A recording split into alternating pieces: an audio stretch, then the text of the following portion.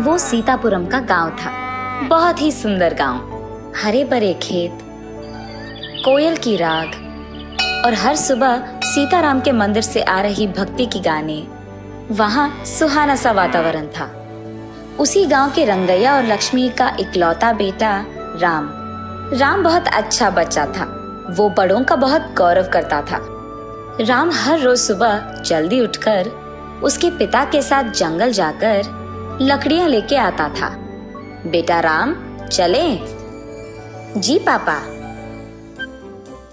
जंगल से लौटने के बाद राम नहाकर पाठशाला के लिए तैयार होता था।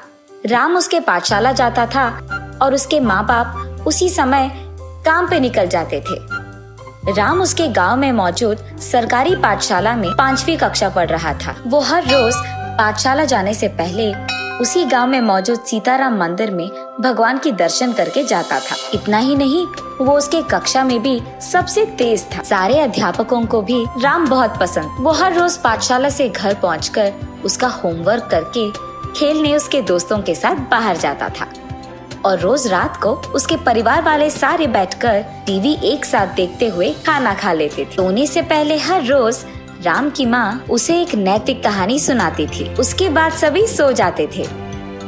राम के घर के सामने एक दिन किराए पे रहीम और उसकी माँ रेशमा आते हैं। रहीम के पिता का उसके बचपन में ही देहांत हो गया था और रहीम को उसके माँ ने लाडों से पाला था। रहीम बहुत होशियार था और उसको अपनी माँ से बहुत प्यार था। वो बचपन से ही अपनी माँ की हर बात सुनता था। माँ को वो बहुत अच्छी तरह समझता था। राम की माँ एक दिन रहीम की माँ के पास जाकर उनसे बात करने लगती है। ऐसे मेरा बेटा भी इसी गांव के सरकारी पाठशाला में 5वीं कक्षा पढ़ रहा है भाभी। अरे वाह भाभी, मेरा भी बेटा राम उसी पाठशाला की उसी कक्षा में पढ़ रहा है। इतने में रहीम उसके घर पहुंचता है। लक्ष्मी भाभी, अरे भाभी सुनिए, यही मेरा बेटा रहीम है। उसी समय राम भी उसके दोस्तों के साथ घर आते रहता है। राम अपनी माँ को देखते ही उनके पास चले जाता है। ये लो, यही मेरा बेटा राम है। नमस्ते आंटी, आपका बेटा बहुत प्यारा है। बेटा राम, कल से तुम्हारे साथ मेरे बच्चे को भी पाठशाला लेके जाओ ना। जरूर आंटी। अगले दिन पाठशाला को जाने से पहले राम रहीम के घर जाकर, रहीम पाठशाला जाना है, चलो। आया राम। ऐसे वो दोनों स्कूल के लिए निकल जाते हैं। और क्योंकि राम को हर रोज पाठशाला से पहले मंदिर जाने की आदत थी, वो रहीम को मंदिर के अंदर बुलाता है। रहीम, चलो भगवान की दर्शन करके मंदिर होकर जाते हैं। राम, हम मुसलमान हैं, हम मंदिर नहीं आ सकते, तुम जाकर आओ। ठीक है रहीम। ये कहकर राम मंदिर के अंदर जाकर भगवान के दर्शन करके बाहर आता है। उसके बाद वो दोनों पाठशाला चले जाते हैं। रहीम पाठशाला में भी राम के बगल में बैठता है। राम रहीम दोनों स्कूल में अच्छा पढ़ाई करते हैं। दोनों की मार्क्स अच्छी आती थी। ऐसे ही धीरे धीरे राम रहीम दोनों बहुत अच्छे दोस्त बन जाते हैं। हर रोज मिलकर स्कूल जाना, साथ ही खेलना, ऐसे दोनों बहुत अच्छे दोस्त बन जाते हैं। राम के माता पिता भी रहीम का बहुत अच्छा ख्याल रखते हैं। राम की माँ रहीम को खुद अपने हाथों से खिलाती थी। ऐसे कुछ दिन बीत जाते हैं। ऐसे ही एक दिन जब राम पाठशाला से पहले मंदिर जा रहा था, उसे अचानक एक प्रश्न सूझता है। रहीम मंदिर क्यों नहीं आता है? तब राम रहीम से ऐसे पूछता है, रहीम तुम मंदिर क्यों नहीं आते हो?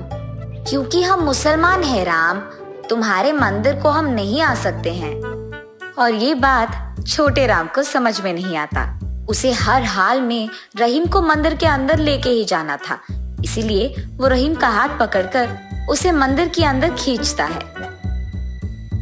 दोनों भगवान के पास जाते हैं। वहाँ मौजूद पंडित रहीम को देख ऐसे कहते हैं, अरे ये क्या है राम, इसको यहाँ लाए हो? ये तो मुसलमान है।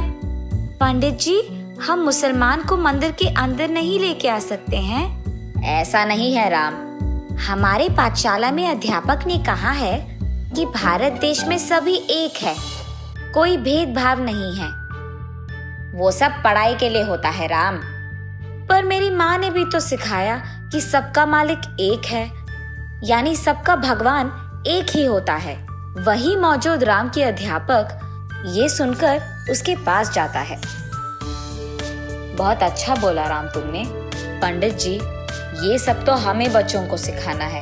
बच्चे तो भगवान का रूप होते हैं, उनको भला अलग से कैसे देखें? कुछ देर सोचने समझने के बाद पंडित जी राम से ये कहते हैं, तुम्हारे माता पिता ने तुम्हें बहुत अच्छा सिखाया राम। इतने छोटे उम्र में बड़ी सोच है तुम्हारी। चलो जाओ राम, अपने दोस्त को लेकर भगवान के दर्शन करो। और बस राम रहीम दोनों भगवान के दर्शन करके खुशी खुशी अपने पाठशाला चले जाते हैं। देखिए, हर रोज नैतिक कहानी सुनाने के कारण राम के कितने अच्छे विचार हैं। इतनी छोटी सी उम्र में उसने जान लिया कि भेदभाव नहीं होते हैं और ये कि भारत देश में सभी एक हैं। कहानी का नैतिक, बच्चे और भगवान के लिए सभी एक हैं।